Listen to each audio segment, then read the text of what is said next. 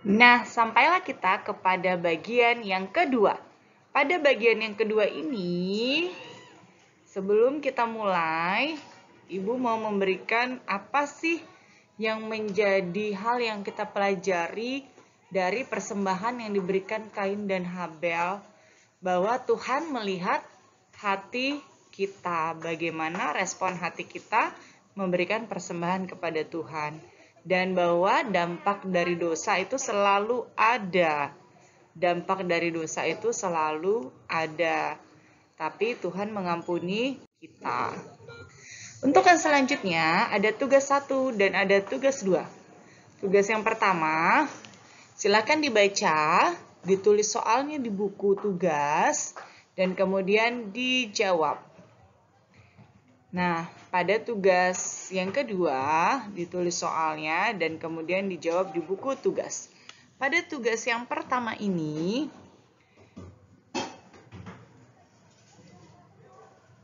ada tertulis nomor 4, bersama dengan teman sekelasmu perankanlah kisah Kain dan Habel dalam bentuk sebuah drama. Ini di skip ya, atau tidak usah. Jadi tugas pertama cukup nomor 1 sampai nomor 3, dan tugas yang kedua nomor 1 juga sampai nomor 3. Nah, kita materi yang selanjutnya ya. Materi yang selanjutnya adalah tentang pengertian dosa. Di dalam 1 Yohanes 3 ayat 4, dosa adalah tindakan manusia yang melanggar perintah atau firman Allah. Perintah Allah itu apa aja? Salah satunya di dalam 10 hukum Taurat. Nah, dosa tidak terjadi secara tiba-tiba, tetapi awalnya tumbuh dari bibit kecil di hati kita. Misalnya iri hati, dengki, marah, keinginan untuk menguasai. Nah, dosa tidak terjadi dengan tiba-tiba ya.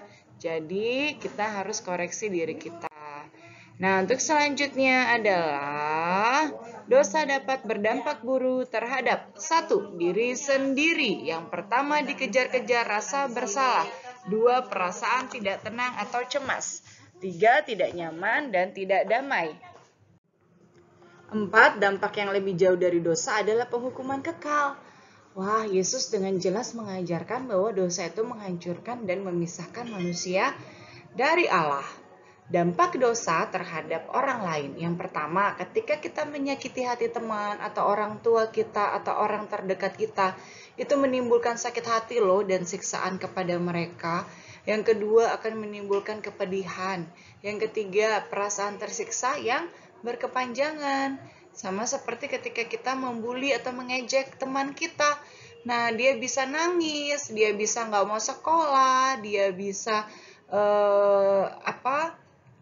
cerita sama orang tuanya kalau teman-temannya nggak suka sama dia. Nah, berarti kita tidak boleh melakukan tindakan bullying atau menyakiti perasaan teman kita.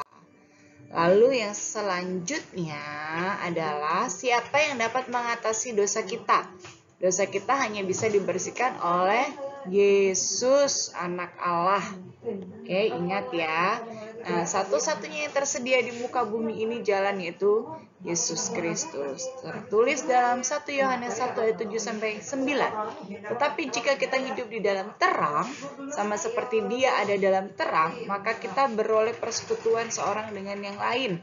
Dan darah Yesus, anaknya itu menyucikan kita dari segala dosa. Bahwa kita tidak berdosa, maka kita menipu diri sendiri dan kebenaran tidak ada dalam diri kita. Jadi kalau kita mengaku dosa, dikatakan firman Tuhan bahwa Yesus, ini adalah Yesus itu setia dan adil, bahwa Yesus akan mengampuni segala dosa dan menyucikan kita dari kejahatan. Jadi intinya adalah ketika kita mau dibersihkan dosa kita, kita satu mengaku dosa, bukan hanya kepada Tuhan, kepada orang tua kita, kepada teman-teman juga yang kita sakiti.